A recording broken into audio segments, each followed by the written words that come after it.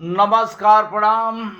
मैं राजनारायण कवि अपने राह बिरहा म्यूजिक के सौजन्य से आप लोगों को, सभी श्रोता भाइयों को नवरात्रि के शुभ अवसर पर बधाई देते हुए, हार्दिक अभिनंदन करते हुए